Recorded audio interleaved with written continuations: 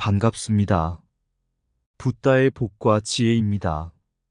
오늘 우리는 많은 중생들의 이익을 위해 부처님은 중생 속으로 뛰어드셨다라는 주제로 함께 이야기하고자 합니다. 대승불교의 깊은 가르침 속에서 우리는 부처님의 자비와 헌신을 더욱 깊이 이해할 수 있습니다.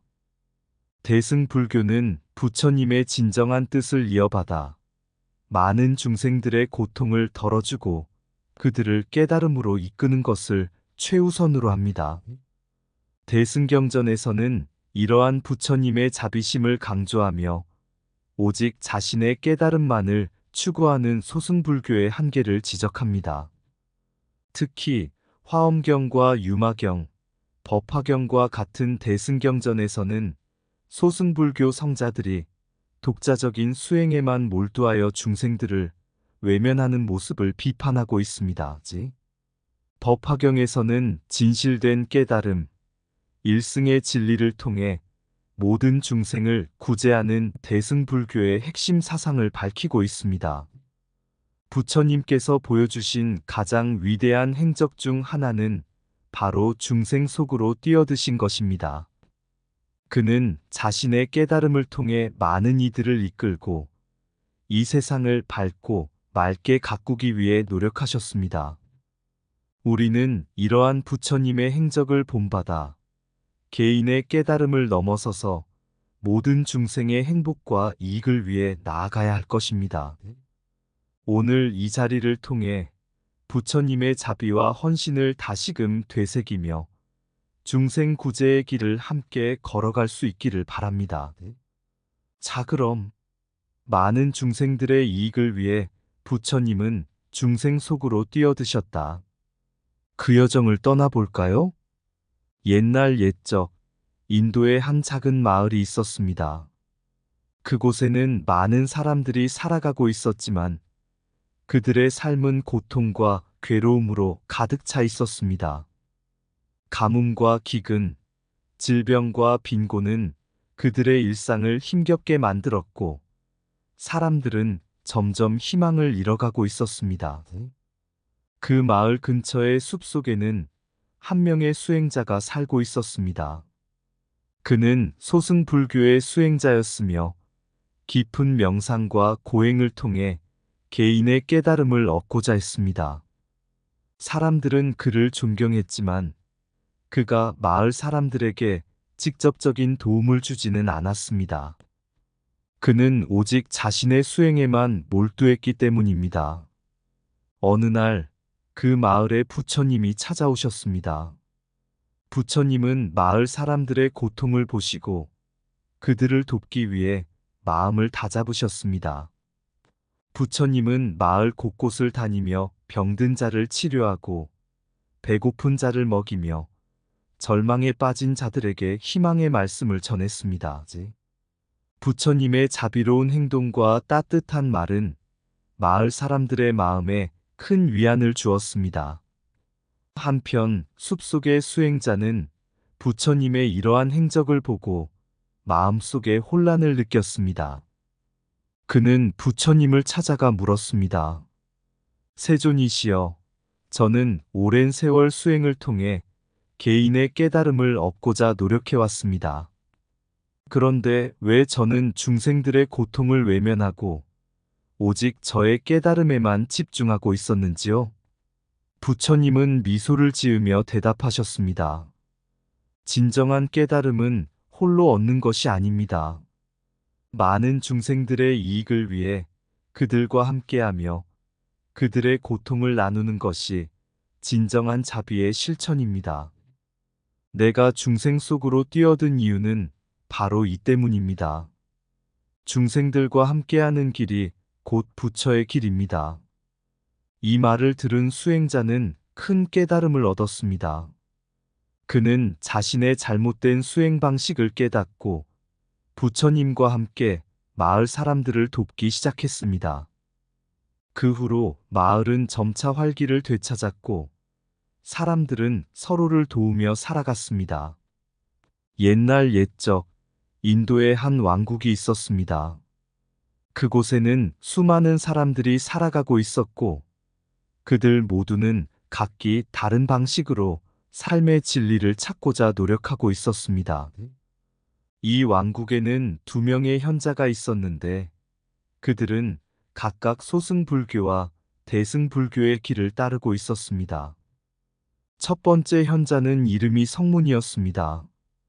그는 산속 깊은 곳에 조용히 자리 잡고 명상과 고행을 통해 개인의 깨달음을 얻고자 했습니다. 성문은 자기 자신을 정화하고 깨달음에 도달하는 것이 최고의 목표라고 믿었습니다. 그는 말하곤 했습니다. 진리는 내 안에 있다. 오직 내 마음을 깨끗이 하고 내 자신을 완전하게 만드는 것이 중요하다. 두 번째 현자는 이름이 보살이었습니다. 그는 마을과 도시를 돌아다니며 사람들을 돕고 그들에게 부처님의 가르침을 전하는 데 힘썼습니다. 보살은 중생들의 고통을 자신의 고통으로 여기며 그들을 돕는 것이 곧 자신의 깨달음이라고 믿었습니다. 그는 말하곤 했습니다. 진리는 우리 모두 안에 있다. 중생들을 돕고 그들과 함께하는 것이 부처님의 진정한 가르침이다. 어느 날 한 마을에 큰 재난이 닥쳤습니다. 홍수가 마을을 휩쓸었고 많은 사람들이 집을 잃고 고통 속에 빠졌습니다. 마을 사람들은 두 현자에게 도움을 요청했습니다. 성문은 이렇게 대답했습니다. 나는 이곳에서 멀리 떨어져 수행을 하고 있으니 이 일에 개입하지 않겠다. 나의 깨달음을 방해하는 세속의 일은 피하는 것이 옳다. 반면 보살은 즉시 마을로 달려가 사람들을 도왔습니다. 그는 부상자들을 치료하고 식량을 나눠주며 사람들에게 희망의 말을 전했습니다. 그의 헌신과 자비로운 마음은 마을 사람들에게 큰 위로가 되었습니다. 며칠 후 성문은 자신의 깨달음을 깊이 생각하다가 문득 깨달음을 얻지 못한 중생들을 떠올렸습니다. 그는 스스로에게 물었습니다. 내가 깨달음을 얻는다면 그것이 무엇을 의미하는가? 나는 왜 이 길을 걷고 있는가? 그는 자신의 길이 얼마나 좁고 이기적인지 깨닫기 시작했습니다.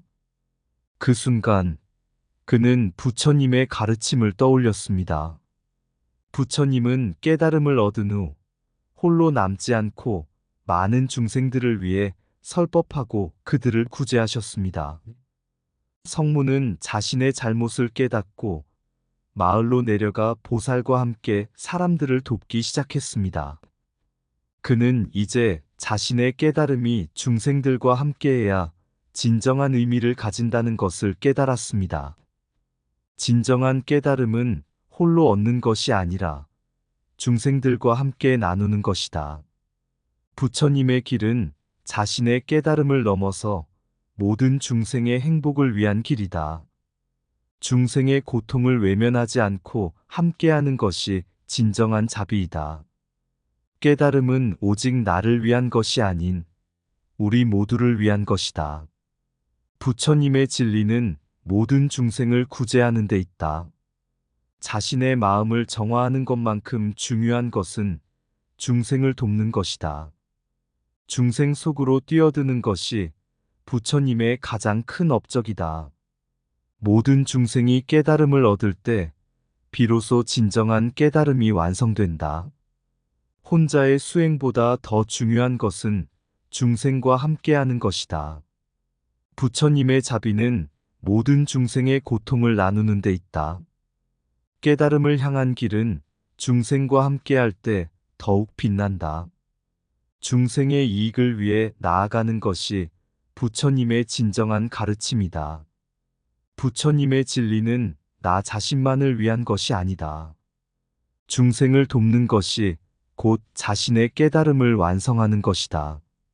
모든 중생의 행복과 해탈을 위해 헌신하는 것이 부처님의 길이다. 옛날 옛적 넓고 푸른 산맥이 펼쳐진 어느 왕국에 부처님의 가르침을 따르는 두 개의 수도원이 있었습니다. 하나는 소승불교의 수도원, 다른 하나는 대승불교의 수도원이었습니다. 두 수도원은 서로 다른 수행 방식과 철학을 가지고 있었지만 모두 부처님의 가르침을 따른다고 자부했습니다. 소승불교의 수도원에서는 성자들이 깊은 명상과 고행을 통해 개인의 깨달음을 추구했습니다. 그들은 세속의 일들을 멀리하고 오로지 자신의 마음을 정화하는 데 집중했습니다. 그러나 화엄경에서 부처님은 이렇게 말씀하셨습니다. 진정한 깨달음은 홀로 얻어지는 것이 아니다. 모든 중생들과 함께하는 깨달음만이 완전한 것이다. 화엄경은 소승불교 성자들이 오직 자신의 해탈만을 추구하며 중생들의 고통을 외면하는 모습을 비판했습니다. 부처님은 중생 구제를 위해 스스로를 희생하고 그들과 함께하는 것이 진정한 자비라고 가르치셨습니다. 모든 존재는 서로 연결되어 있다. 너의 깨달음은 곧 모든 중생의 깨달음이 될 것이다. 유마경에서도 소승불교 성자들의 독자적 수행을 비판하는 이야기가 나옵니다. 부처님께서 존경하는 가르침을 전하는 유마히라 대사는 깊은 병에 걸렸다는 소식을 듣고 많은 성자들이 그를 찾아왔습니다. 그러나 유마히라는 그들에게 이렇게 말했습니다. 그대들이 진정으로 깨달음을 얻었다면 왜 이 세상과 중생들의 고통을 외면하는가? 진정한 자비는 중생들과 함께하며 그들의 고통을 나누는 것이다. 법화경에서도 소승불교의 한계를 지적하는 은유와 비유가 자주 등장합니다. 법화경의 한 대목에서는 부처님이 큰 연못을 비유로 들어 설명하셨습니다. 연못 속의 연꽃은 각기 다른 시기에 피어나지만 결국 모두가 햇빛을 받아 아름답게 피어난다. 이와 같이 모든 중생은 각기 다른 길을 걷지만 결국 모두가 깨달음에 도달할 수 있다. 진리는 일승이다. 법화경의 사상은 진정한 진리가 하나라는 일승의 개념을 강조합니다. 부처님은 모든 중생이 깨달음을 얻을 수 있는 잠재력을 가지고 있으며 이를 위해 모든 중생들과 함께해야 한다고 가르치셨습니다. 진리는 한 가지이며 그 길은 여러 갈래로 나뉠 수 없다. 모든 중생을 구제하는 것이 진정한 부처의 길이다. 이 이야기 속에서 우리는 부처님의 진리를 다시 한번 깨닫게 됩니다. 소승불교의 독자적 수행과 중생 구제의 결연은 한계가 있으며 대승불교의 중생들과 함께하는 길이 진정한 부처님의 가르침임을 알 수 있습니다. 부처님은 홀로 깨달음을 얻는 것이 아닌 모든 중생과 함께 깨달음을 나누며 그들을 구제하는 것이야말로 진정한 자비와 깨달음의 길임을 강조하셨습니다. 진정한 깨달음은 홀로 이루어지는 것이 아니라 중생들과 함께 나누는 것이다. 모든 중생과 함께할 때 비로소 완전한 깨달음에 도달할 수 있다. 자신의 해탈만을 추구하는 것은 진정한 자비가 아니다. 부처님의 길은 모든 중생의 고통을 덜어주는 길이다. 화엄경은 우리에게 모든 존재가 서로 연결되어 있음을 가르친다. 유마경은 중생들의 고통을 외면하지 말라고 가르친다. 법화경은 진리가 일승임을 강조한다. 모든 중생의 깨달음이 나의 깨달음이다. 자비는 중생들과 함께하는 것이다. 연못 속의 연꽃처럼 모든 중생은 깨달음의 가능성을 가지고 있다. 진리는 하나이며 모든 길은 깨달음으로 통한다.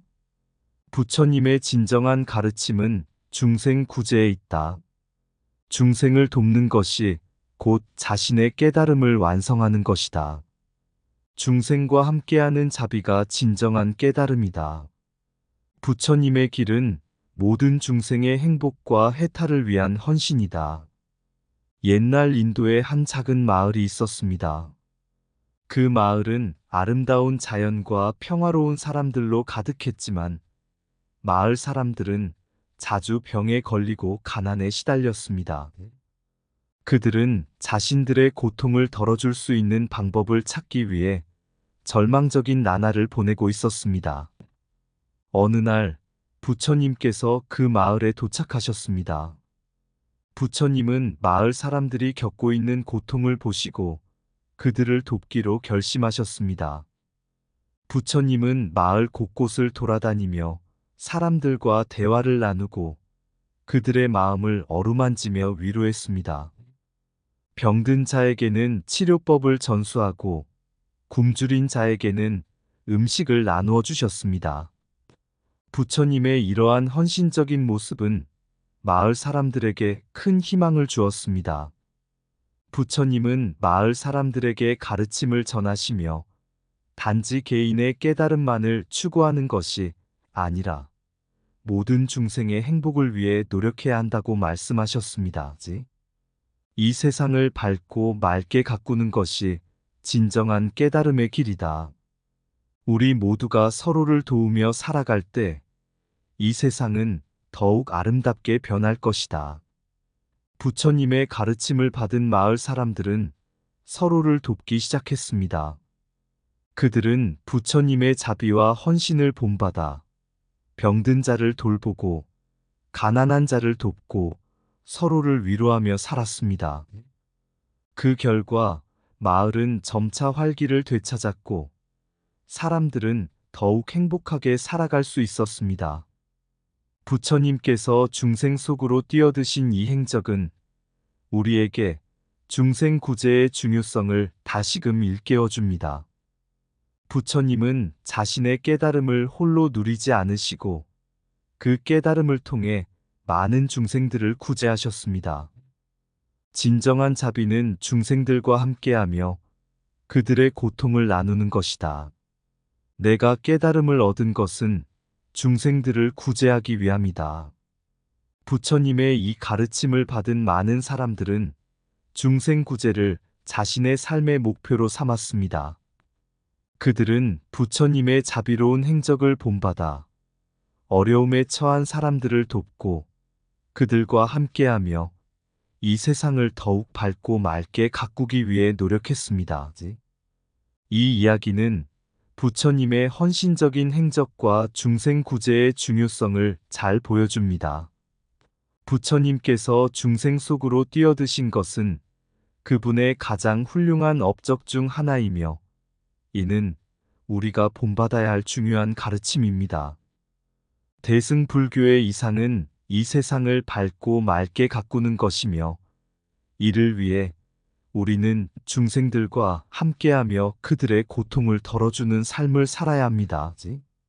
진정한 깨달음은 모든 중생의 고통을 덜어주는 데 있다. 부처님의 가장 큰 업적은 중생 속으로 뛰어드신 것이다. 이 세상을 밝고 맑게 가꾸는 것이 대승불교의 이상이다. 중생들과 함께하며 그들의 고통을 나누는 것이 진정한 자비이다. 나의 깨달음은 중생을 위한 것이다. 부처님의 길은 모든 중생의 행복을 위한 헌신의 길이다. 중생 구제의 길을 걸을 때 우리는 부처님의 진리를 따르는 것이다. 부처님의 가르침은 중생들과 함께하는 데 있다. 모든 중생의 고통을 덜어주는 것이 진정한 깨달음의 길이다. 부처님의 자비는 중생의 고통 속으로 뛰어드는 데 있다. 이 세상을 밝고 맑게 만드는 것이 우리의 사명이다. 중생의 고통을 외면하지 말고 그들과 함께하라. 부처님의 진리는 중생 구제에 있다.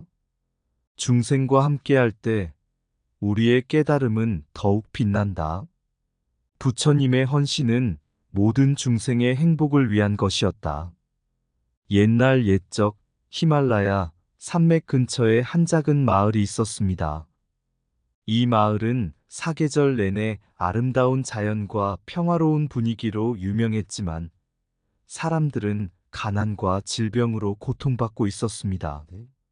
마을 사람들은 점차 희망을 잃어가고 있었고 그들의 고통은 깊어만 갔습니다. 어느 날 부처님께서 그 마을에 찾아오셨습니다. 부처님은 마을 사람들이 겪고 있는 고통을 보시고 그들을 돕기로 결심하셨습니다.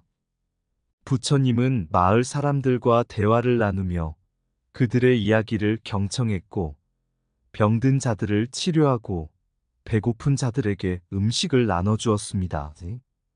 부처님의 자비와 헌신은 마을 사람들에게 큰 위로와 희망을 주었습니다. 부처님은 단순히 깨달음을 추구하는 것만이 아니라 중생 속으로 뛰어들어 그들의 고통을 덜어주는 것이 진정한 깨달음의 길임을 몸소 보여주셨습니다. 진정한 자비는 중생들과 함께하며 그들의 고통을 나누는 것이다. 부처님은 이렇게 말씀하시며 자신의 깨달음을 통해 많은 사람들을 이끌고 그들의 고통을 덜어주셨습니다. 부처님은 마을 사람들에게 단지 개인의 깨달음만을 추구하는 것이 아니라 이 세상을 밝고 맑게 가꾸는 것이 중요하다고 가르치셨습니다. 이 세상을 밝고 맑게 가꾸는 것이 진정한 깨달음의 길이다. 우리 모두가 서로를 도우며 살아갈 때 이 세상은 더욱 아름답게 변할 것이다.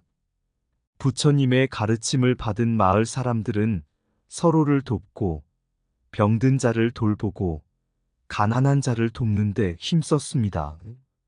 그 결과 마을은 점차 활기를 되찾고 사람들은 더욱 행복하게 살아갈 수 있었습니다. 부처님의 행적은 우리에게 중생 구제의 중요성을 다시금 일깨워 줍니다. 부처님은 자신의 깨달음을 홀로 누리지 않으시고 그 깨달음을 통해 많은 중생들을 구제하셨습니다. 진정한 깨달음은 모든 중생의 고통을 덜어주는 데 있다. 부처님의 이 가르침은 우리가 본받아야 할 중요한 가르침입니다. 부처님의 자비와 헌신을 본받아 마을 사람들은 서로를 돕고 함께 살아가는 삶을 선택했습니다. 그들은 부처님의 가르침을 통해 자신들의 고통을 덜고 다른 사람들의 고통도 나누며 살아갔습니다. 이로써 그들의 마을은 점차 평화롭고 행복한 공동체로 변해갔습니다. 이 이야기는 부처님의 헌신적인 행적과 중생 구제의 중요성을 잘 보여줍니다.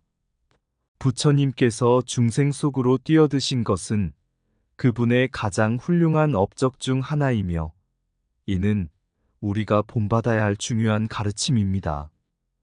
대승불교의 이상은 이 세상을 밝고 맑게 가꾸는 것이며 이를 위해 우리는 중생들과 함께하며 그들의 고통을 덜어주는 삶을 살아야 합니다. 부처님의 진리는 단지 개인의 깨달음을 넘어서 모든 중생의 행복과 해탈을 위해 헌신하는 것입니다. 우리 모두가 부처님의 자비와 헌신을 본받아 이 세상을 더욱 아름답고 평화롭게 만드는데 함께하길 바랍니다. 부처님의 행적은 무궁한 자비, 중생 구제의 길을 걸으시니 사냐의 바람을 따라 가난한 마을로 나아가셨네. 맑은 눈에 비치는 부처님의 빛, 고난 속에 있는 이들의 희망이 되리. 한없는 자비의 품에 안겨 마음의 고통을 나누며 함께하리. 대승불교의 이상을 따라 부처님의 길을 걸어가리. 이 세상을 밝고 맑게 만들며 행복한 중생이 되리라. 부처님의 행적은 끝이 없고 그 자비는 인간을 넘어섬을 아느니 우리 모두가 부처님을 본받아 이 세상을 사랑과 희망으로 가득 채우리.